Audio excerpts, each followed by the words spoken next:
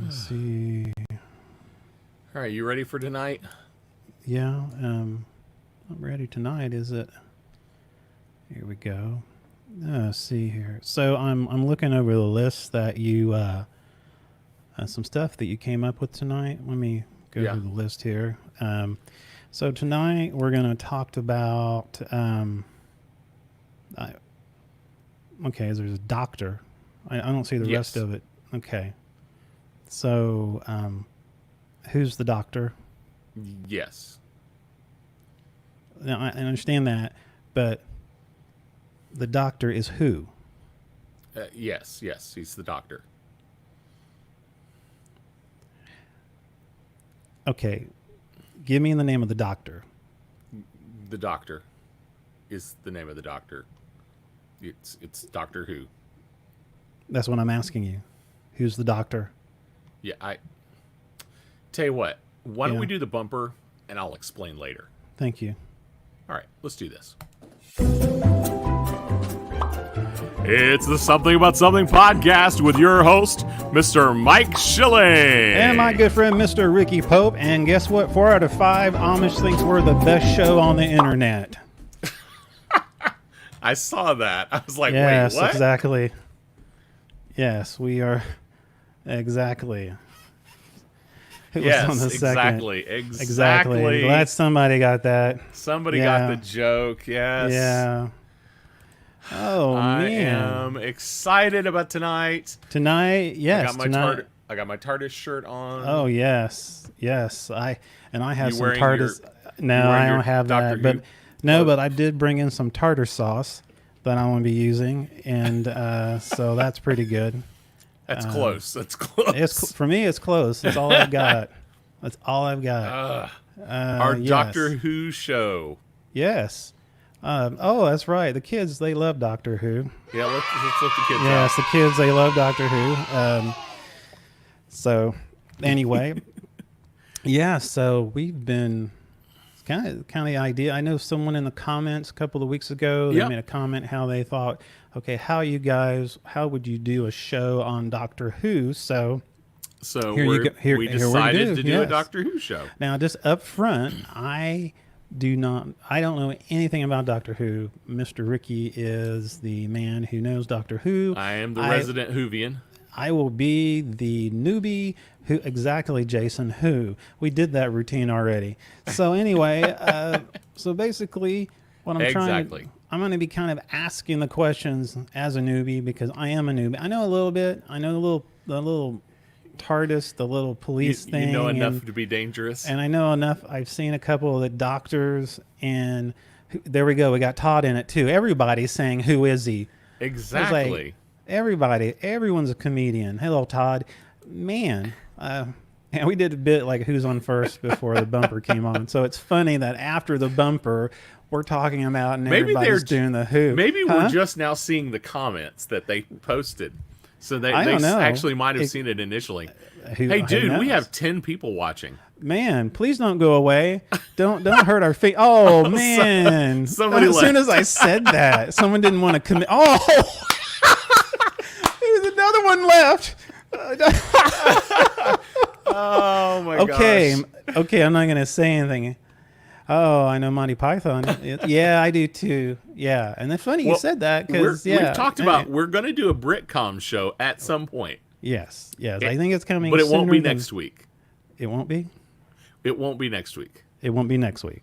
I would say let's not do it next week because let's not do 2 British weeks back to back. We don't want that. Yeah, we don't want the British to get a big head. Yeah, exactly. Yes, it's about to be 8. Wow, look at that! Wow, man, they're dying. Todd was the one who ditched us.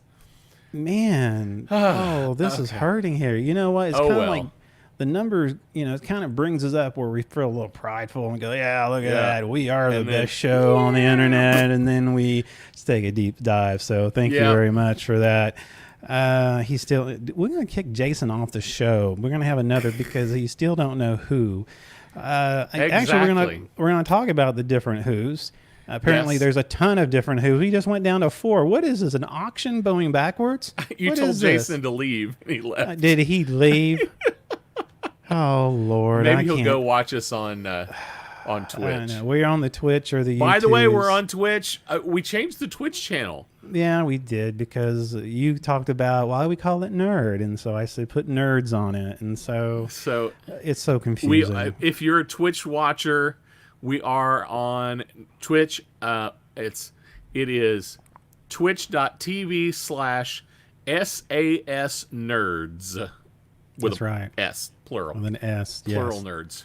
We're missing our good friend, our VIP, Mr. Todd Bessie, and Mr. Terrence Jones. I hope they come on Terrence later. Yet. I do too.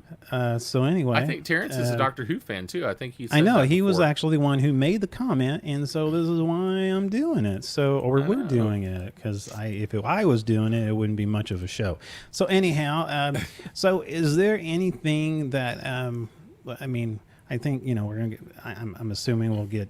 The stupid news out of the way and, all that good stuff. But any thoughts about tonight that we all need to prepare ourselves mentally for? Things are going to get weird. More than normal. That's more good. Than normal. Okay. Yeah. Well, let's just say it's complicated. Yeah, that sounds like a lot of my relationships in high school.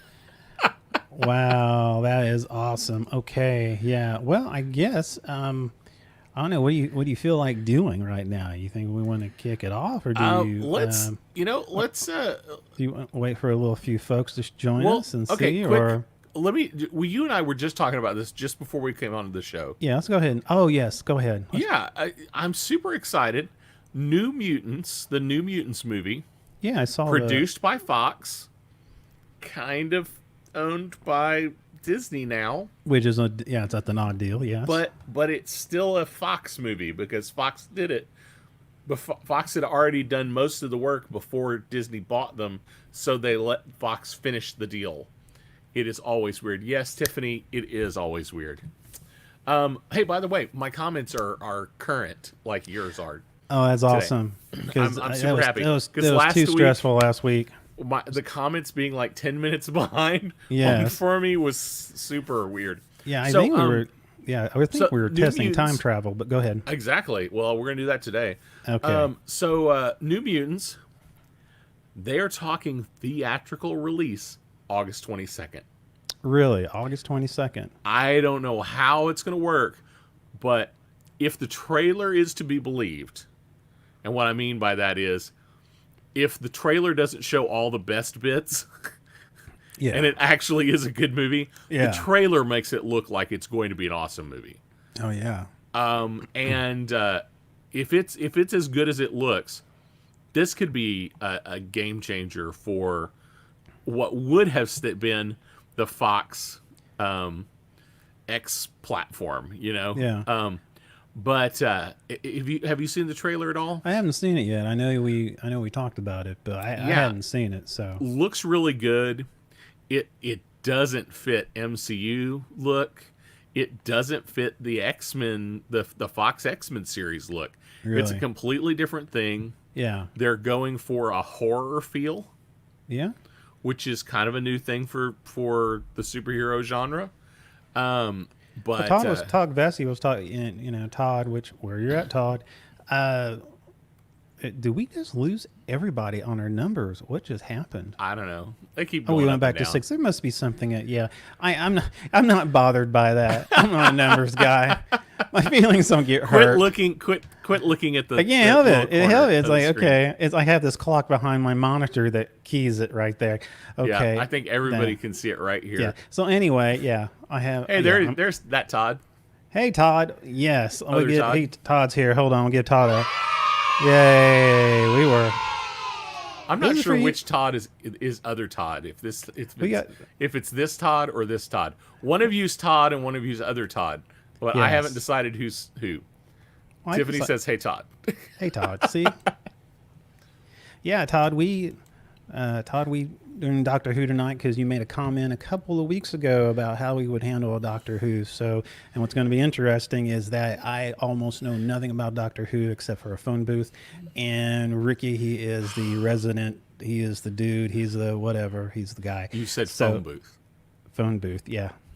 I knew that was going to get on your nerves, but a TARDIS, like tartar sauce.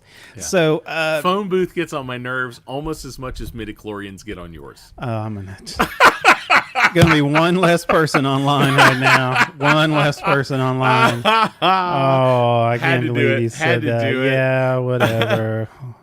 Oh, hell no. That's right. So okay, so go ahead. Real quick, New Mutants, they're talking theatrical release. There are tons of theaters that are still not open. Our local theater hasn't opened yet. No, it hasn't. I don't know how they're going to release it theatrically, but it's saying in theaters at the end of this month. Yeah, I don't understand that. Well, interesting. You go ahead and fill us in. We talked about Disney Plus. Oh yeah, that is, and we remember a while back we talked about maybe this might be a direction that a lot of people may go. So big question of what was going to happen to all these movies that are almost complete and could definitely get finished in production, the post production while everything's shut down. What's going to happen to those movies? So Disney just announced Mulan, the live action Mulan, is going to be released on Disney Plus. Super exciting. As a premium. You have to pay for it again. But it's going to be like $30, $29.99 or something like that. Now, and we were talking about earlier that's not a bad deal if you got the family. You got 4 people in the family, even 3. So that's not really a bad deal. No. No, I mean you're not going to get the in theater experience, but you don't have to deal with all the mess and stuff. So yeah, I don't know. I don't have to worry about sticky floors. Well, I mean, unless my floors are sticky. Yes, I know. But we talked about this a while back with all this stuff that was going on and quarantine and isolation and all this good stuff. Yeah, and we were talking about this may be something that some of the studios will play with. So yeah. And this will be an interesting experience. You know what? If Disney has a lot of success with it, I mean, if they go, man, this is a moneymaker and this is going really well, I don't know. What do you think? You think it's going to be? What's your prediction on this? What are your prediction? Are you thinking they will make good money off of this, or you think it?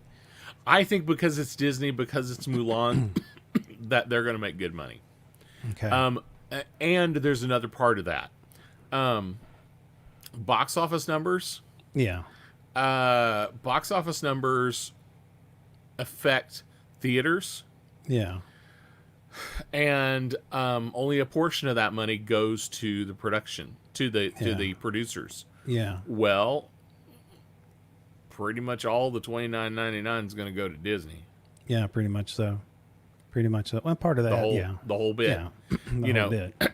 bit. You increase subscribers even for that amount of time. I mean, they kind of like with the Mandalorian, all these people subscribed, and then after that, they went, okay, the season's over, let's go. Yeah.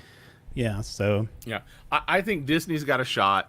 I don't think everybody does to make a ton of money like this. I think Disney has a real shot at it because they already have a platform that's theirs. Yeah. If you were to say, like, okay, I'm going to release if you were just going to do pay-per-view on... Yeah, exactly. On the major cable stations, would you make as much? I don't know if they would. But I think it's interesting. I think it'll be an interesting test. It'll be good to see what happens. Well, the other thing, too, I mean, it will bring people in who wants to see it. They can't go to the movie theater. So, okay, I'm going to go ahead and get a membership for a month. And then I'm going to go ahead and, watch it. And then next thing you know, look at all these other selections and bringing them in. So it's a smart move if that's the direction that, my college-age daughter is the perfect age for someone who saw Mulan and loved it and watched it over and over as a kid. Yeah. And now it's live action. And I ask her, so are you and all of your friends going to pay the $30 to watch Mulan at your house? And she said, probably. There you go. I mean, but interesting. That's not what our show's about today. No, our show is always about stupid news. That's right. We all know it. Why don't we barrel in to some stupid news? Well, let's do that, my friend. It's the Stupid News with your host, Mr. Mike Schilling. Hello there. Hello there, everybody. We gotta fix that video. We gotta fix that. Stop. Yeah, I was like picking my. It's jarring. I was too busy picking my nose, and the next thing I know, it went away. So, oh my goodness. Oh yes. Oh, nice. So where's good your one, Todd? Ricky, I thought you would have one of those. I don't drink coffee, so. Well, you put something else in it, you know. I know. I mean, a little something to make the show lively. But anyhow, well, let's get to the story. We're going to talk about driver's license. I know this is not very. Driver's licenses. Yes, because I figure everyone loves driver's license. But yes, you know, in the situation, you go and get your picture taken, and you know nobody really likes it. You know. This, I mean, it looks like it's always horrible. Horrible. It's like I mean, you're like on my a license. lineup. My license said I weighed 180 pounds for, like 30 years.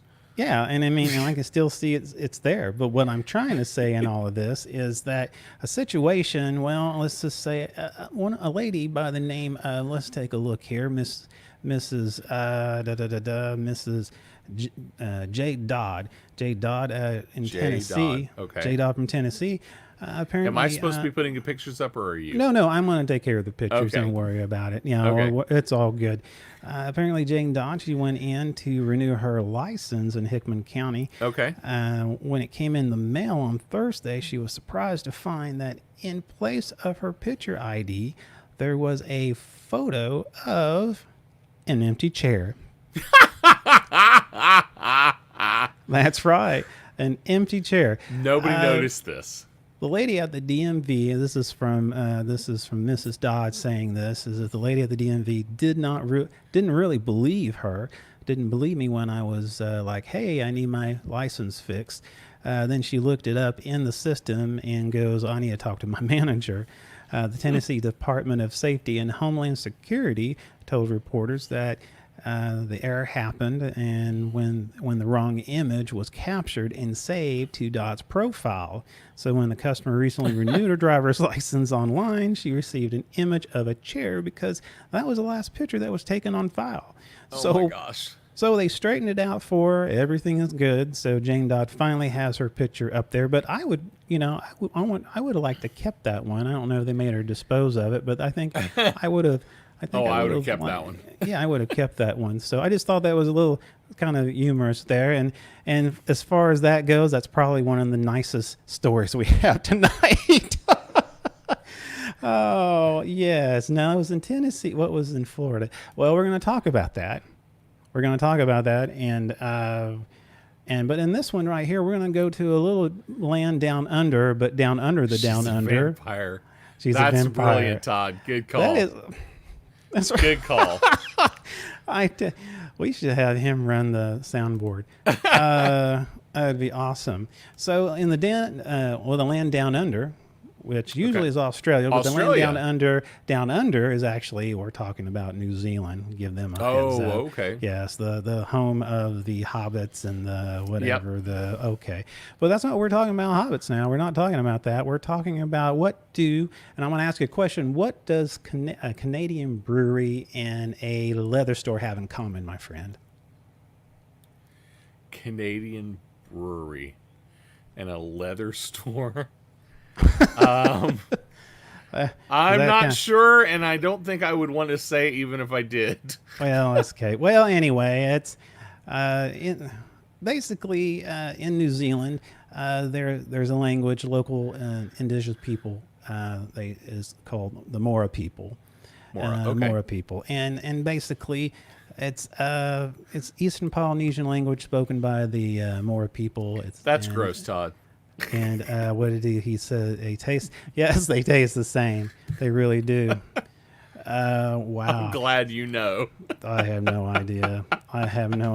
So apparently, some of these business decide to use some of the of that language and use it with their products. Well, apparently, this Canadian brewery and this leather store in New Zealand, they found themselves kind of in a hairy situation after using this language. And unfortunately, the word they use, basically, they named their respective brand after pubic hair.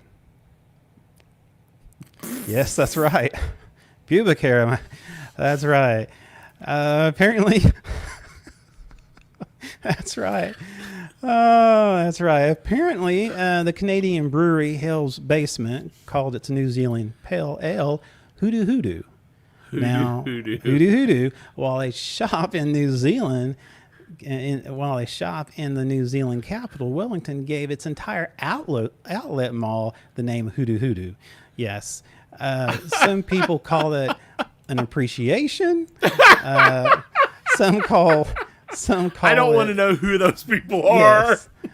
He said, but one individual called it appropriation, and it's basically a more. I am not going to appropriate anybody else's pubic hair. I'm just saying. Yes, apparently the local TV personality who is Nakarai, who is a more TV celebrity, said on Facebook after explaining that most Mora use the word huda huda as a reference to pubic hair. So apparently his mission was he contacted both stores and brewery information, informing them of their mistake. He basically told them, if you're selling leather, call it leather. Don't call it pubic hair unless you're selling pubic hair. And don't call beer pubic hair unless you're going to make it with pubic hair. Ew. Yes, I know. Oh, no.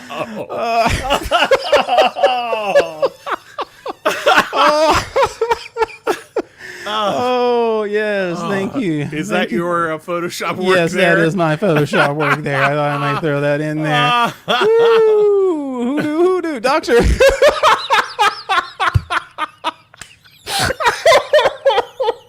We have the best audience in the world.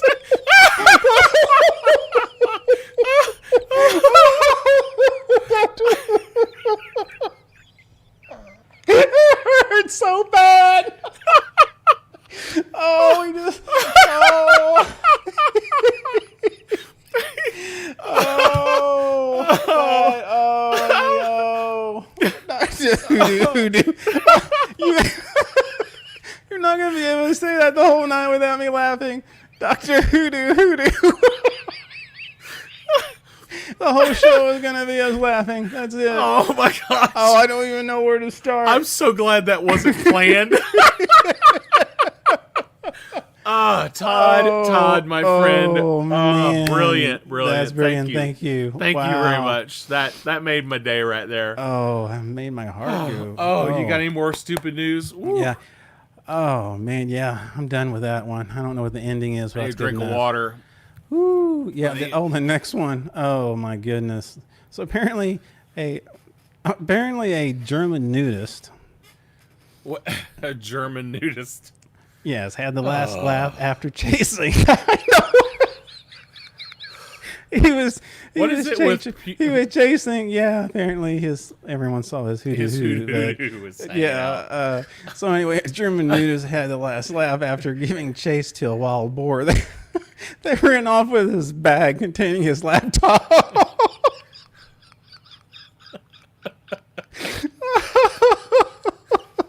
Oh.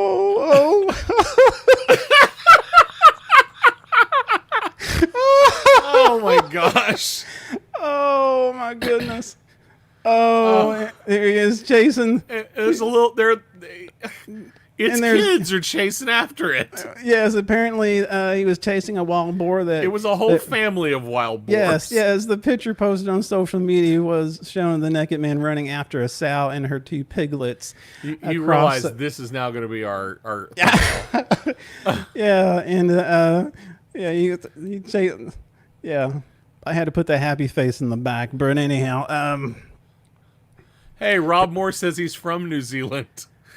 Oh, his whole office is laughing. Oh, that is awesome.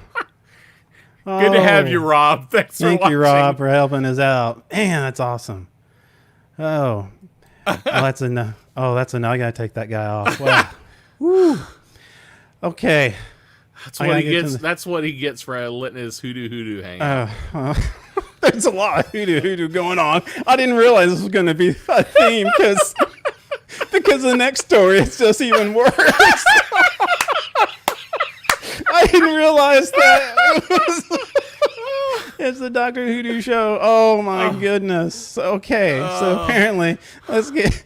Okay, so nobody does hoodoo like you do. You do. That's right, Mr. Hoodoo. So anyway, so on the next story, many internet viewers were shocked and disturbed as a Korean YouTuber put a bizarre fire show on his broadcast. YouTuber Shin Tai communicated with viewers through a live broadcast on his YouTube channel on August 6th. The YouTuber Shin Tai is known to do a live broadcast and play video games with his viewers. Well, on this particular day, one of the viewers suggested a penalty if the YouTuber, if he didn't come in first place on a video game. Shin Tai decided to take on the challenge, but unfortunately could not come into first place. Okay. And what exactly was his punishment? Well, as the penalty, the viewers requested Shin Tai to set his privates on fire for 5 seconds. Yes. Ultimately, Shin Tai came back wearing his underwear, and his underwear, and began to pour lighter fluid on his underwear. As he's in the process of doing that. Also, finally, he brought some lighter fluid to his underwear, and he ended up setting it on fire. Yes. Why is this a thing? I have no idea. Why is this a thing? Yes, he brought it. Yes, as soon as the fire increased, and here's the fire increasing. Oh my gosh. Yes. He ain't got no hoodoo no more. No, he got no hoodoo, man. There's no hoodoo left. That's like a hoodoo grass fire right there, buddy. Oh There's nothing left. Yes. I mean, the good thing about it, it's like a forest fire. It will grow back eventually more fertile. But anyhow, and of course, then afterwards, he got his little ice pack right there. But apparently, he stayed on the floor for a while as he moaned. Soon later, he states that he had been burned. Of course, that was obvious, and he was in a lot of pain. He said many of the watchers were shocked by the whole ordeal, and some stated that they didn't know that he would actually go through it, set his private parts on fire, and the others were impressed that he even kept up his deal. Later, the YouTuber revealed, and this is going to be a shock to you, revealed through his social media that he's gone to the hospital and he received a diagnosis of second-degree burns. So that's surprising. That. And my friend, that is... This has been The Stupid News with your host, Mr. Mike Schilling. I had no clue. Oh, there he is again. I had no clue that this whole series was going to be about pubic hair. So this is awesome. Oh my gosh. So anyway, I'm going to throw it back to your end, and because I think I've done enough damage for the evening. All right. So this is a Doctor Who show. Now, mind you, we've spent 30 minutes not talking about Doctor Who. We've had 30 minutes talking about pubic hair, but now we're on to Doctor Who finally. So, hey, if you're a Who fan, if you're a Whovian, if you're a Doctor Who fan, go ahead and comment in the comments below. Let us know who your first Doctor was. I want to know because I'm curious. So, you alluded to the fact that there are several doctors. Yes. So I'm just going to set some ground rules here. Okay. His name is The Doctor, not Doctor Who. Okay. The show is called Doctor Who. Oh, okay. Okay. He is the Doctor. Okay. There are a bunch of him. A bunch of actors have played him. Yes. He does not travel around in a phone booth. That would be Bill and Ted. Oh, okay. I get confused between the two shows. Time travel. They're time travel, right? He travels around in a police box. Thank you very much. From 1960s. But so Doctor Who. Tell me what you know about Doctor Who. Okay, all I know from our conversations there's probably 30 doctors who went from began from 1900 to now to 2020, who's now somehow has a sex change, is now a woman. So that's pretty much what I know about Doctor Who. And you're not far off. Okay, so yeah, so the premise of Doctor Who is a Time Lord traveling around in a broken TARDIS, a broken time machine. Yeah, that is stuck being a police box. Yes. It wasn't supposed to be a police box. What was it originally supposed to be? Well, it's nothing. The idea was that the TARDIS is that these time machines can take on the shape of some local item that no one would notice and no one would think anything about. So if you landed in a forest, theoretically, it turns into a tree. Oh, okay. If you landed in, I don't know. I don't even know where else. If you landed in Washington, D.C., it could be a marble column in standing next to a monument. Nobody would notice it. So basically, it just kind of blends in with the environment. Environment. 1963, it becomes a police box, and it gets stuck that way. Okay. So he travels around with companions. Companions vary. And he saves the universe and the world and whoever happens to be in trouble that day. Let's be honest. That is the premise of the show as it is. But yeah. Oh, go ahead. No, as I go on, I'm going to ask some questions, and but just continue. So it started in 1963. It's just kind of interesting. It started the day after JFK was assassinated. Well, that's terrible timing. I know, which actually made the first episode have really low ratings. Yeah, I guess because all of the media. There were actually two things happened that day. There was JFK had died the day before. Yeah. So there was lots of news media about that, and a lot of England had a big power outage. So the first episode of Doctor Who had really, really bad ratings. What I know about Doctor Who is this: I worked with Ricky, and he asked. Thanks, Todd. Thanks. You're pretty much right. You're pretty much right. So the other idea is that this person can regenerate. So when his old body wears out or something traumatic happens to him, he can change his body and be a new person and have a new life. So that's basically the premise of it. That's the basic premise. But it started in 1963, like I said. It was supposed. It's when you read about it and you hear what the BBC said they were trying to do. Yeah. It was originally intended to be a children's educational television show. Now, I have watched some episodes, and I guarantee you that's not what they are. And this is a question, okay, with that. We had this conversation. Actually, we talked about it season 1. Wow. Oh, really? During the lost episodes. Yeah, we were talking. The lost episodes. I wouldn't advise watching those. No, I wouldn't. Actually, watching or listening, which one we had. Well, I mean. Yeah. You can watch those little mouths move. Yeah. No better than us right now moving our mouths. But so we were talking about, because I wanted, I like sci-fi, and I thought, okay, I know a lot of people who love Doctor Who. I don't know much about it, except for the Derax or the little things. The Daleks. Daleks, yes. Yep. There's no R in there. Listen, I don't know nothing about that. Come on.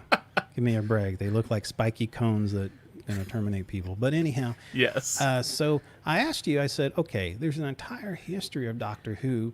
Where can somebody who has no idea about Doctor Who can jump in and watch and at least get a premise and get into it? Because it seems like that the fans go all the way back to the present on some of this stuff. And is there a timeline that's good for someone to dive into, because there's so many doctors in the house? Yes. So let me do this before I answer that question. Okay. Let me give us kind of an overview of how many doctors there've been. Okay. And when I get there, I'll let you know what I would say. Tom Baker, yes. Tom Baker was also my first doctor. So let me kind of go through this. So we start in 1960. So would that be like you got hooed for the very first time?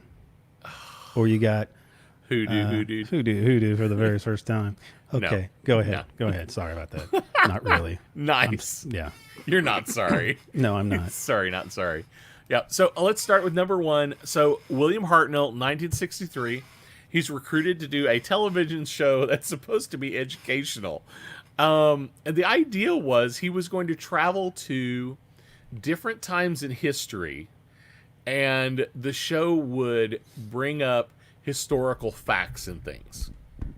That kind of reminded me of another show they were trying to do. It was an American version. It was like no, it wasn't. It was based off a movie where he gets in a time machine. He goes back to the prehistoric times and all this other stuff. Anyway, never mind. I shouldn't even offer any information on this show.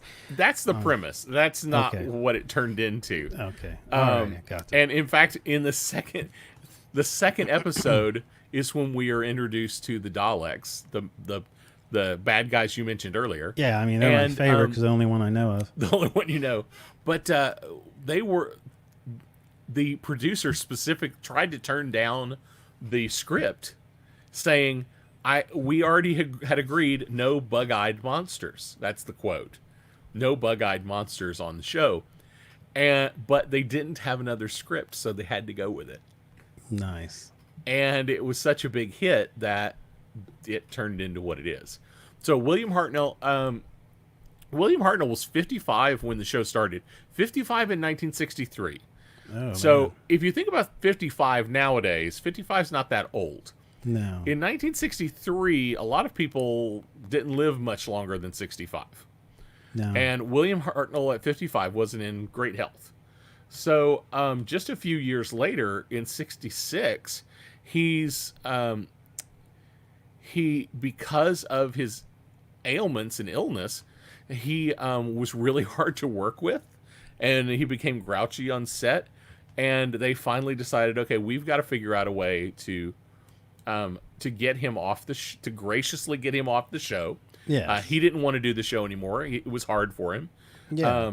And they came up with this idea that, well, he's an alien, so he can change. He can renew himself.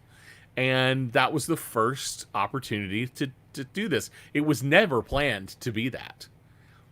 From the beginning, there was no plan for him to regenerate. It was written into the script when Hartnell needed to leave, and they didn't want to end the show. Isn't it funny? A lot of the sci-fis from the 60s that now are still, that exist, kind of like Star Trek. A lot of them start out that way, and then they become part of canon. Dude, so much of Doctor Who is something happened really bad, and they leaned into it and said, okay, well, that's just the way it is now. Pop quiz. They're going to have a pop quiz going on right now. So then we move to the second Doctor, Patrick Troughton. He was 1966 to 1969. Okay, what is he holding? Because that's disturbing. Yeah, it's a recorder, a flute kind of thing. Oh, okay. So this picture does not make it look very appealing. No, it doesn't. Yeah, it looks like it's hoodoo's hanging out. Yeah. So, but it's a recorder, and that's actually I'm going to kind of mention a couple of things as I go along here, kind of what they're known for. So Hartnell obviously was known. He was the first Doctor. Yeah. He traveled around with his granddaughter. Question mark if that's accurate or not. Canon wise, it says it is, but kind of. I don't know. It's weird. Things get weird. We'll get there. But so Troughton's big thing was he had a recorder with him all the time, and he would play at random moments. Yeah. His other kind of thing was he wore he would often wear a big fur coat for some unknown reason. I'm not sure why. Yeah. I saw many episodes where he was in a fur coat. And that's the 60s for you, but go ahead. Yep. Yeah. So when he left, BBC was running into some finance issues. And they were trying to figure out a good way how to reduce the cost of the show because it was costing so much. All the set designs, every 4 episodes or so, they had a new world they had to create. Yeah. So when they went to the third Doctor, his name is John Pertwee. Now I am familiar with him. I've seen. Okay. When was this? What year is this? This is 1970 to 1974. I will say the other thing is a lot of these doctors are a product of their era. Okay. Well, that one makes sense. So now maybe he. You know what? Maybe there's another guy that looks close to him he maybe it's Tom Baker you're thinking of. Okay, Tom Baker is what I'm thinking. But John Pertwee, 1970s. What they decided, they came up with a solution to save costs by having, when Patrick Troughton turns into John Pertwee, the Time Lords, the people who are in charge of all the Time Lords, sentence him to prison on Earth. Yeah, and he has to do, and his whole, almost every episode he has is based on Earth. In order for them to save money, because they could just walk into a building and they could shoot and it's Earth, so it doesn't matter if it doesn't look weird. Okay. He was kind of unusual because of his shirt, his ruffly shirt, and his crazy white hair, but he was also, he kind of became the action hero Doctor Who. He actually got into like fist fights and things. Really? Using his... He became the Kirk of Doctor Who. He became the Kirk of Doctor Who, or the James Bond of Doctor Who. He had gadgets. Yeah, there you go. He actually had vehicles. He's the one Doctor that had like a car. Yes. He had something that was called Venusian karate chop. So, people on Venice. Yes, it is a sweet dude. Yeah. So, he was. Hey there. Hey, Vance. Hey, Vance. Welcome. Talking about Doctor Who. So, he knew basically knew karate. So he would like karate chop people, which was funny to watch Doctor Who karate chop people. His sonic screwdriver looked more sonic. Yeah, a bit. I would say so. Then we move on to number 4. This is probably the one people our age will recognize Tom Baker as being the Doctor. I hadn't hardly watched the show, but I'm Todd said one of the Todd said earlier that he was that Tom Baker was the guy that was his first Doctor. If you haven't already, if you're a Doctor Who fan, tell us who your first Doctor was. Put it in the comments. Tom Baker, there's a couple of reasons that he's kind of the one that people our age will know. Number 1, it was the 80s. It was 74 to 81. Yeah. But that was in Europe. Well, it came to America in the 80s, and he is the one that came to America in the 80s. Well, in the 80s, people our age were teenagers. So we were getting into sci-fi shows, and, Doctor Who was one. Yeah. So, he's known for his crazy long scarf and his also crazy hair and floppy hat. And he's kind of the first Doctor that most people knew in the U.S. But the big deal was he was Doctor Who for 7 years. Oh. Longer than anybody else. 7 seasons. Nobody has beat that record of 7 seasons. Now, let us know who your favorite is, too, by the way. This is the number 5. This is Peter Davidson. Peter Davidson is actually my personal favorite. Even though Tom Baker's the one I saw first, Peter Davidson's the one I liked best. I loved his outfit. He wore a cricket outfit. He just kind of looked dapper, and he was a little more soft-spoken and a little more, he was a little more hoity-toity than some of the others. Yeah. But he was very kind and nice, and then he wore a celery stick on his lapel. Yeah, I Nice, Vance. Yeah, the celery stick, as I recall one time, he said, somebody asked him why he wore celery on his lapel. Very cool, Vance. He wears celery on his lapel, and he said, well, if there's something bad in the air, it'll wilt, so that will help me know that. And if I get hungry, I have a snack. that makes sense. So I'm going to blow through a couple of these really quick. All right, Ronald number McDonald. 6 is... Nice. Yes, Ronald McDonald. I didn't know he was part of it, but this is Colin Baker, absolutely my least favorite doctor ever. He definitely had the worst outfit ever. Quite honestly, yeah, it was ridiculous. Of everybody's ridiculous costumes, his was the most ridiculous. I don't know if he was written this way or if he was just this way, but his doctor was very much a jerk in general to almost everybody. Yeah. I did not like it. In fact, it almost put me off the show. Oh, really? That bad? Yeah, that bad. They didn't actually... where I lived, they didn't actually show that many episodes of that doctor. And we go to number 7, which is... the Hamburglar. Okay. Sylvester McCoy. Okay. And this is the late 80s, so 87 to 89.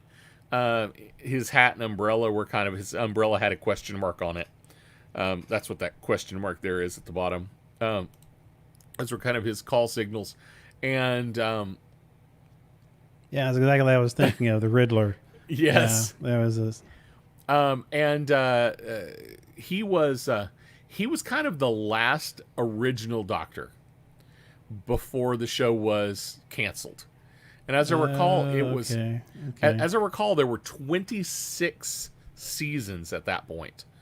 And they had already started working on this 27th season. They had scripts written. But the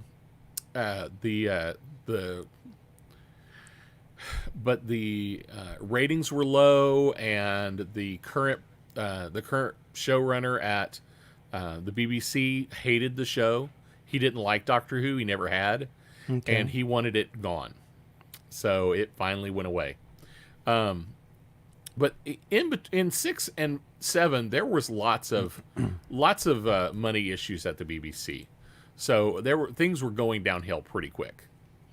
Then we hit number 8, which is kind of interesting. This one is the first attempt at a U.S. reboot of Doctor Who. It was a made-for-TV movie in the U.S. produced by Fox. Did you know that? I did not know that. Yeah. But when the show came back, they decided to make him canon. They decided to canonize him and not put him out as a complete outsider. So he was considered the 8th Doctor, and it was pretty bad. I saw it. It was not great. It wasn't horrific, but it wasn't great. It didn't have super high ratings. It did well in Britain. It did not do well in the U.S. And Fox said, "Yeah, we're not gonna do a show," because the idea, it was supposed to be kind of a backdoor pilot kind of deal. Oh, yeah. You know, we do a movie with the you get the idea that we do a movie with the idea that the people that produce the movie will decide to let us make a TV show. So this wasn't a U.S. version of it, was it? It wasn't. Yeah, it was made in the United States by Fox U.S. Okay, but he was like the only. The Doctor was British, but everybody else was. It was a U.S. cast. Okay. The main companion was American. So that was kind of an odd deal. So all right. So that was 1996. And then we have almost a 9-year gap. Really? 9 years so later. Nothing happened in 9 years. Nothing happened in 9 years. A lot of talk, a lot of people saying maybe something will happen, but nothing happened. And then finally we have Christopher Eccleston. A great actor. Yeah, I've seen him in other things. Yeah. Great actor.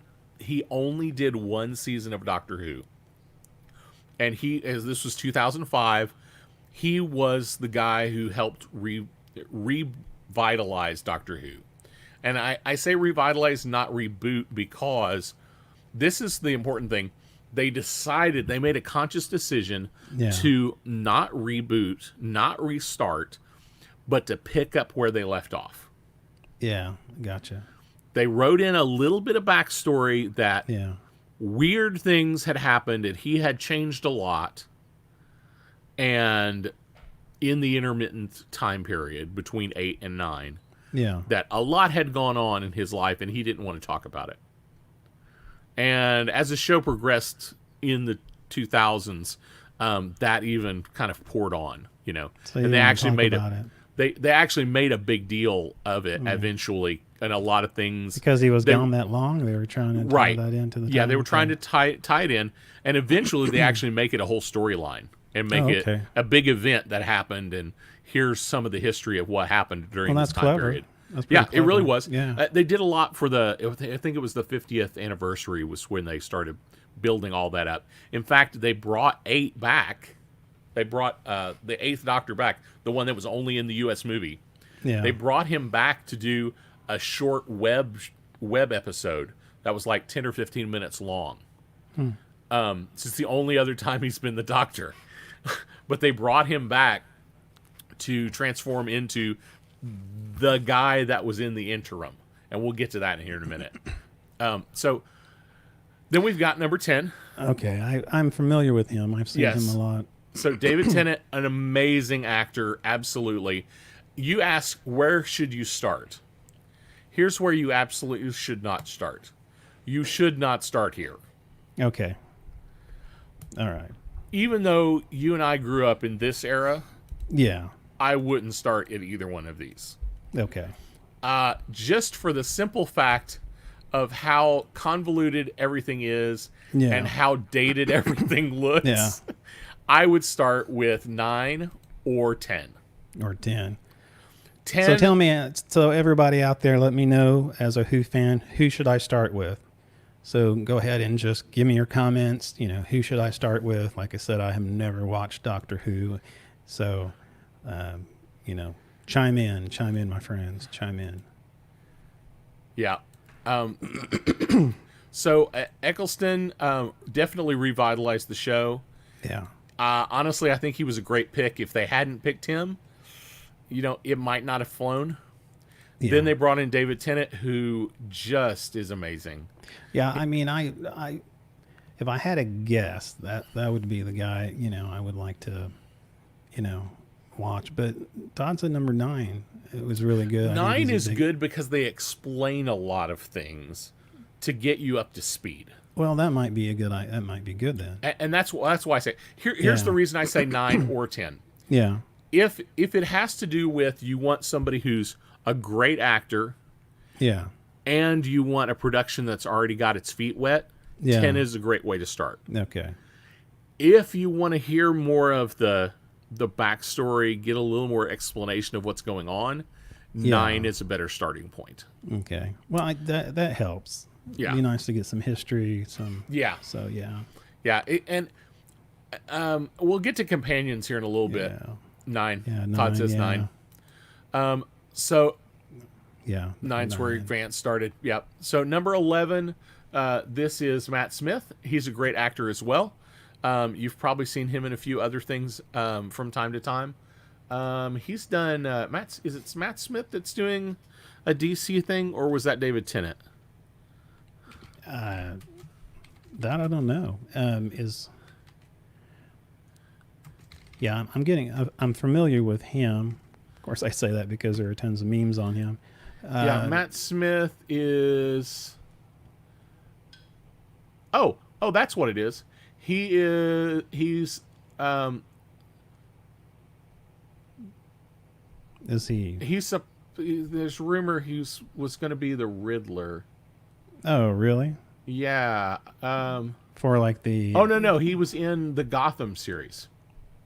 He was in the Gotham series? Yes. I watched all of that. I need to think about that again. He was in the Gotham series. Yeah, that's what that said. Oh.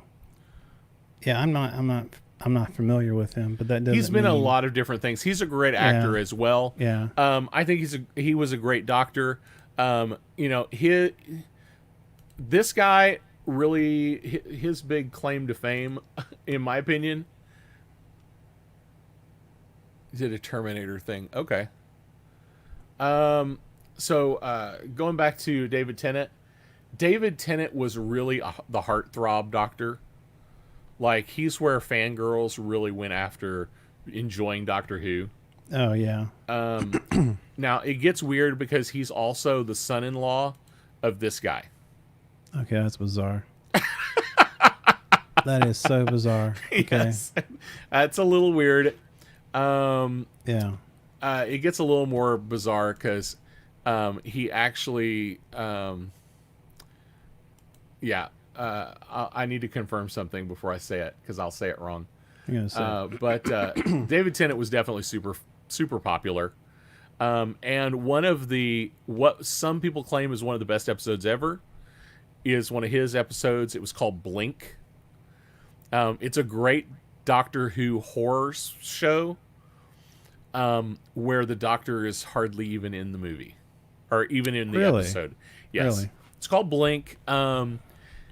They introduced a new monster, and we'll talk. If we get to the monsters, we'll talk about them. Then we've got Matt Smith. He was a great job. He did a great job. A lot of people say, he's the bow tie guy, but in reality, they wore bow ties, since the '60s. So him wearing a bow tie wasn't anything new. Wasn't Wasn't running. Yeah. There's a running gag with him and a fez. Wearing a fez, and one of his things was anytime he had something new, it would be like, it's whatever it is. I wear these now, so it's like, what is on your head? It's a fez. I wear a fez now, and so it would just be all sorts of whatever it was. It was I do this now. Yeah. Then one of my personal favorites, Peter Capaldi. An amazing actor. They wanted an older Doctor. He played electric guitar on the show multiple times, which is kind of cool. He was in a band when he was a teenager. He was in a band with Craig Ferguson. Really? Yes. I love Craig called Ferguson. The Dream Boys. Yeah. Craig Ferguson, one of my favorite TV show hosts. He kind of had that Rolling Stone look about him. Yeah. He interesting, he actually played somebody else on Doctor Who before he became the Doctor. Oh, yeah? Yeah. Number 6 did as well. They were both somebody else on the show, a character that showed up on the show that actually had lines before they became the Doctor. And then we get to your comment about, he went through a sex change operation. Number 13, Jodie Whittaker. Now, I heard this. This is kind of controversial, isn't it? It was a bit. Yes. There were rumors back in the 80s that the Doctor could be a woman. Yes. And that they might pick one. I think it was after Tom Baker. There was like articles about it, but it never happened. Finally, with Whittaker, it happened. Jodie Whittaker is an amazing actress. Yeah. I had only seen her in one thing before the show, and she had done such an amazing job that I knew absolutely she could carry the show. Yeah. I wasn't sure how everybody was going to go with it. Yeah. The big thing with her, other than being the first female Doctor in canon, is that a lot of people do not like the episodes. They say she's great, but the writing isn't very good. It's not very good. Yeah. They're doing weird things, and so she's well received. It's just not the writing. She personally is well received, but okay, that's good. The show has not done well. Ratings are down, and most people are saying it's not her fault. It's the showrunner, and a lot of I read some comments earlier today, and people were just bashing the showrunner. Get rid of the showrunner. Bring back somebody else, get somebody new, something. So those are kind of the doctors. Bring back George Lucas. I mean, that would be great. Oh, sorry. Exactly. Different. Okay, never mind. Different franchise there. Yeah. So those are the 13 major doctors. And I say major doctors because there are some other doctors that fall into place and they're questionable. So we've got this guy. You know who that is? No, I don't. I've seen him before, but that's John Hurt. Oh, is it really? That is John Hurt. I wouldn't have never guessed that. Of Aliens fame. Oh, Todd was asking, didn't they bring back one of the writers? They might have recently. I have not stayed up on all of the how everything's going there on the writing staff, but yeah. So that's John Hurt from the original Alien movie. I see it now. I see it now. Yeah. He they called him the War Doctor. He came between 8 and 9, and the story goes that he did such atrocious things that he didn't deserve the name Doctor, so they don't count him in the 13. Oh, really? Recently, there was this lady here, this black lady, and she is. She goes by Joe Martin. Yeah. And she is either a previous or future doctor. Okay, that's not cool. Are you? That's not cool. Ah, yes, Rob. Way to go. Yeah. That's not cool. That's what I'm talking about, Rob. Wow. So hurts. now a quick comment. I said Tom Baker was my first doctor, right? Yeah. Tom Baker was not actually my first doctor. Peter Cushing was actually my first doctor. Oh. In the 60s, shortly after the show started, there was 2 feature films made. The Daleks and the Dalek Invasion of Earth 2150 AD. Both with Peter Cushing as Doctor Who. And he's not canon. They jack with the storyline a lot. He's actually an Earthling, but he has a time machine, and it looks like a police box, and he has a family, and all these things. You said police box, right? Yes, police box. Okay, just want to. I'm getting confused. Did not say telephone box. I did not say telephone booth. Okay. Did I say telephone booth? No, of course you didn't. I was wondering. I had a question. Has a police box. So, but he's actually what I saw first. Back in the day on Saturday mornings or Saturday afternoons where there were sci-fi movie specials from the 60s that they would play. These came on and I was like, this is kind of cool. And then many years later, I ran into Doctor Who, Tom Baker. Oh, yeah. Okay. So, but that's kind of the history of Doctor Who. There are lots of other doctors. But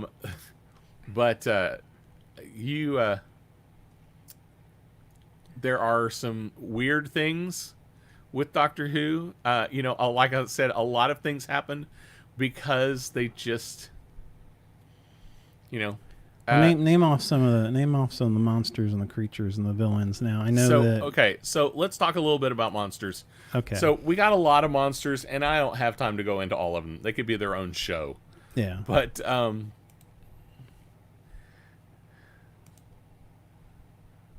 look at that! Yeah. Man, why is Clara? That's best companion. Let's tell you what. Let's talk about monsters really fast. So, you mentioned the Daleks. Yeah, I mean, I'm not going to talk about. I'm going to talk about some of the monsters, and this goes back to a lot of things happened because BBC had no money. Yeah. Okay. So the Daleks. Like this show, we do what we can with no money. I mean, we just exactly. throw crap together, stick on the wall. And... The Daleks, they have not changed much over the years. Yeah. But let's be honest, there are other monsters like the Santarans. Yeah. That basically just look like potato heads. Yeah, I'm getting ready to say in a puffy jacket. Yeah. And they have not changed a ton, except their body armor looks a whole lot cooler. Yeah, it does. And their skin is kind of shiny. Well, he has ears. I don't know if the other one. He does have bigger ears. I mean, he has more. Yeah, I mean, his ears are not. Yeah. His smaller mouth. So they made some changes, but let's just put. I mean, in the 70s, they didn't have the best stuff. No, I understand. So then we've got the Cybermen. Cybermen are kind of number 2. Usually we talk if they talk about like the big 3 of when people look at Doctor Who monsters right now, you're going to talk about the Daleks, the Cybermen. Now the Cybermen, these actually look pretty cool. Cybermen. Yeah, they do actually. Cybermen didn't always look cool. Oh my. Okay. Upper left, the first Cybermen. The upper left looks like a. When I had to watch Sex Education in school, that's what it looks like. It looks bad.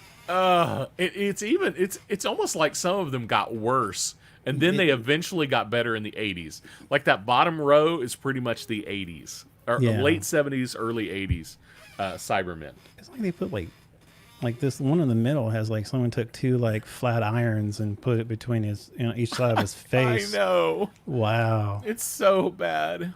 That is hilarious. And then other monsters like the Ice Warriors.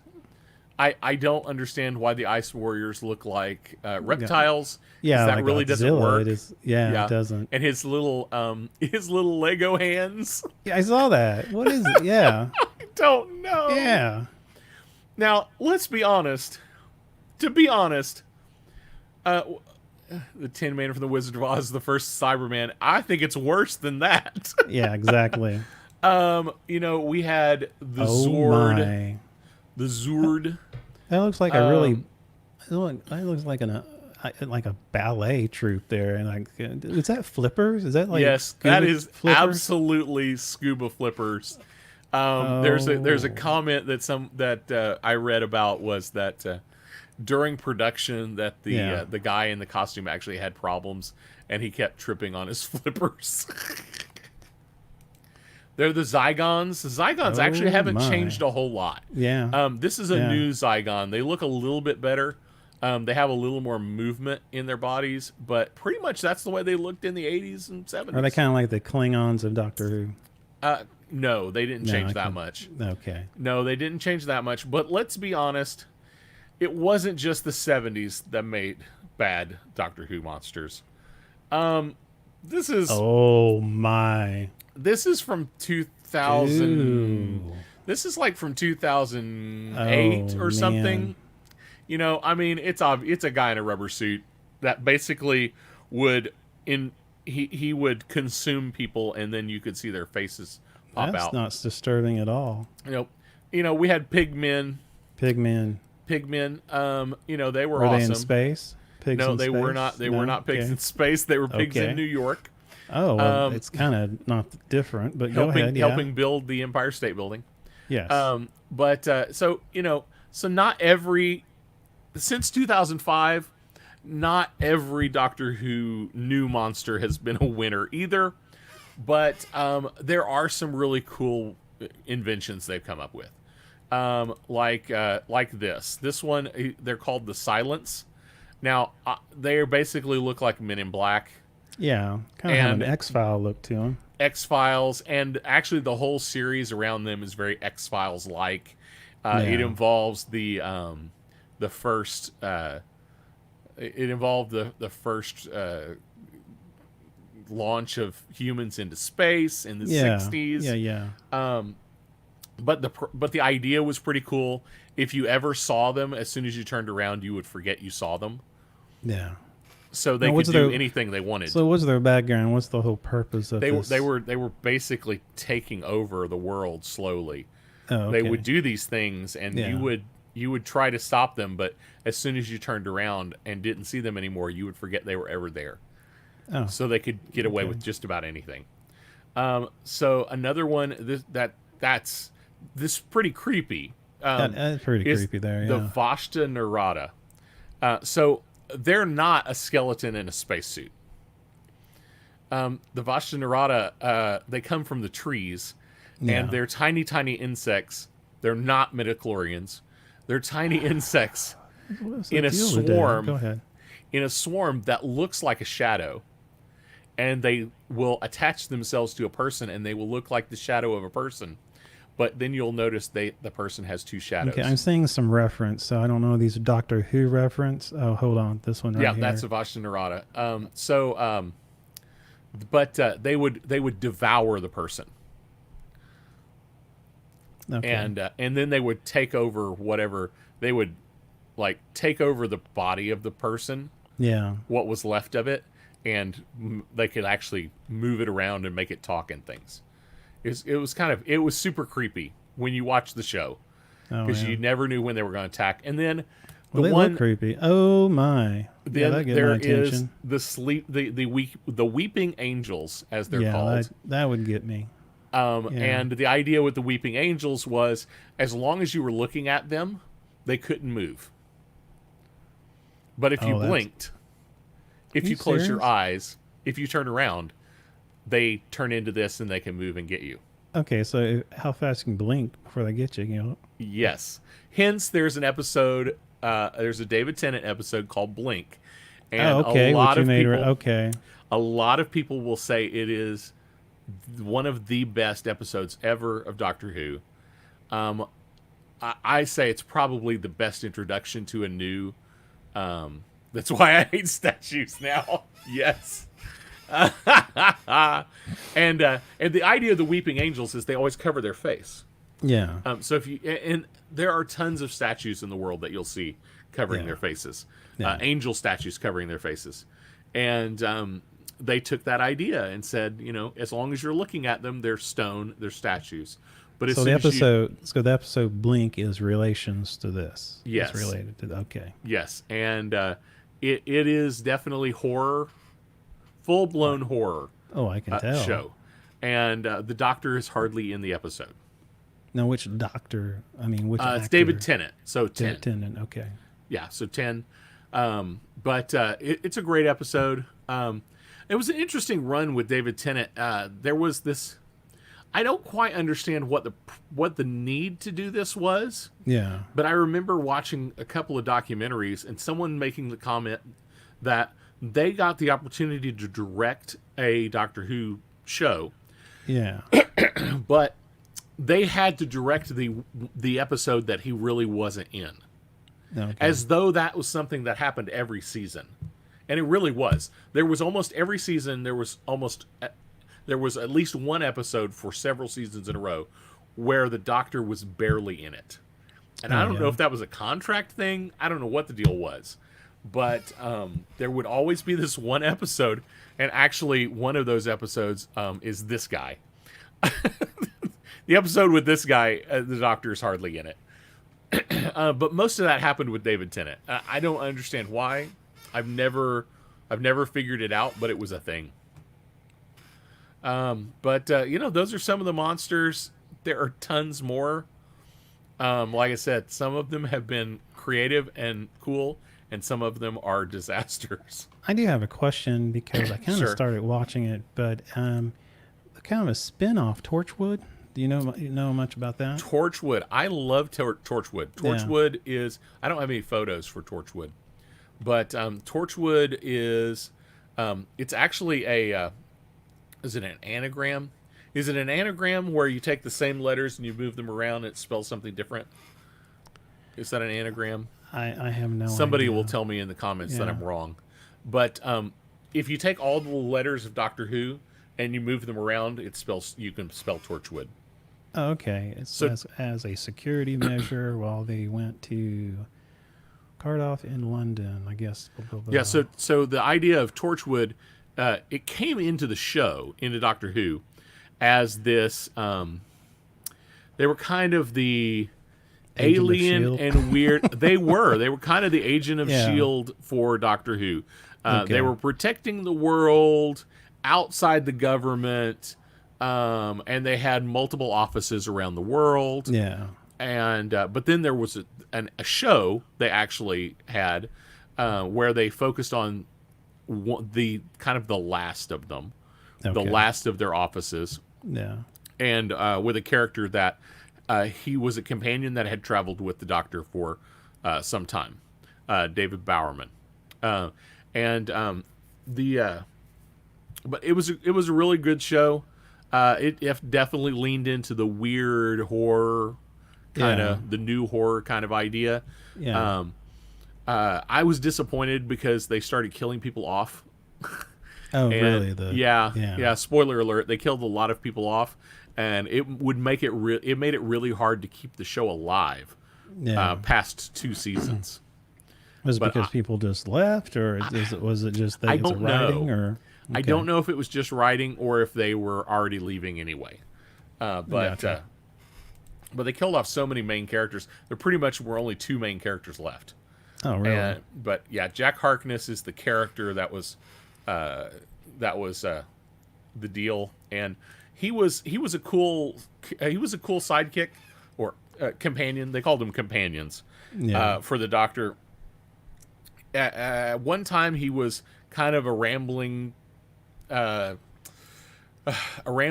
traveler kind of almost by mistake, and then he, due to extenuating circumstances in the Doctor Who show, he gained the ability to come back to life every time he dies. Okay. And he can't die. Okay. So you shoot him in the head, and then he would just like pop back up. No, there you go. Yeah. But it wouldn't be like it's not like Wolverine. No, he would be dead. He's dead, and then just all of a sudden he would pop back up alive. No healing factor. It's just suddenly alive. And just suddenly alive. So number 9 is who I need to start with. Okay. Well, I will do that. I would say number 9 is a great. Yeah. I wonder if I have to get BritBox to do that, or Acorn. I'm not sure. You probably have to look. Yeah. No, you cannot have that 45 minutes of your life back. I'm sorry. You can't do that. Sorry. We don't. So can I talk about companions really quick? Oh yeah, go ahead, man. Go ahead. There's a billion of them, so I can't talk about all of them. Wait a minute, that's Hamilton in the up there? I don't, dude. There are Mark so Hamill? many. Yeah. There are so many. No, that's not Mark Hamill. I see C-3PO here, and then I see. There is somebody who kind of looks like C-3PO, but that's not it. Yeah. So many companions. I actually counted on a list I found. I found 53 companions over the course of the years. Guess who showed up? Hey, Terrence! We did a Doctor Who show. There you go. The kids are saying yay, Terrence. You'll have to watch it again later. Yeah. So quick note, in the middle here, Susan Foreman. She called the Doctor grandfather. And so there's debate in... See, there's another Terrence fan. Look at that. There you go. There's a debate as to whether she's really granddaughter or if that's just what she called him. But, and then these other 2 companions were her school teachers. They all kind of get stuck in the TARDIS by mistake one day, and they go off on their first adventure. Oh, okay. So cool. Another of my favorites, Sarah Jane Smith. She was kind of my first crush on TV kind of person. And what's kind of cool about her, she went through 2 different doctors as a companion. Oh, and then she actually came back in the new series with David Tennant. And just before she passed away, she got to play Sarah Jane again, which was a cool, that's cool chance. Another random companion. He didn't always have humans as his companions. A couple of times he had another Time Lord. One specific one was Romana and Romana. Romana? Yeah, it's the same person. She's a Time Lord, so she was this person and she turned into this person. Yeah, that's what I expected out of Time Lords. So the other part about this is when I talked about that a couple of the doctors had been other people on the show. Yeah. So part of the story now is that doctors can decide what they want to look like. Oh, really? Yes. So back in the 70s, this Time Lord turns into this Time Lord, but she goes through like 3 or 4 changes before she settles on who to be. And this was actually somebody they had just met in the previous episode. So Okay, I see. So that actress came on board as Romana. As the Time Lord. Yes. So, Yes. But she chose to look exactly like somebody they had recently met, which is super weird and creepy. Yes, and that's convenient. But yeah, and she was married to him for a short while. Well, that makes it even more weird. But anyhow, well, that's all right. If I got this right, he was married to his daughter for a little while. That's weird. That's not right in any timeline or space. There's a character that becomes his daughter on the show. Yes. Due to cloning. Yes. But he's actually his daughter. She was actually his daughter, and then married him. So now they are. So now he is the father-in-law of him. That is so confusing.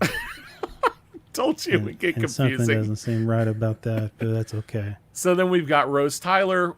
She's an important companion because she was the first companion to Eccleston, number 9. Okay. So she was kind of the new companion that made a difference, got the show up and running. And then we've got Amy Pond, which is Karen Gillian. And if you don't recognize her, you will recognize her from yes. So the Marvel connection. Yeah, there you go. If you research Doctor Who and superheroes, you'll find that a lot of people actually have been in recent superhero movies. Really? Or TV shows. So, but big deal with companions is mostly the companions were there to say, "What's that, Doctor?" So then he could go in and explain what the crap was going on. Yeah. The same here. Hey, Ricky, what did he say? What time is it? What time is it? It's time to end, I think. Oh, that's right. That was a nice segue there. My goodness. I didn't have time to get to River Song. Somebody way earlier, said something about Clara. I didn't have time to talk about Clara. Oh, man. Timey wimey stuff. Yes, absolutely.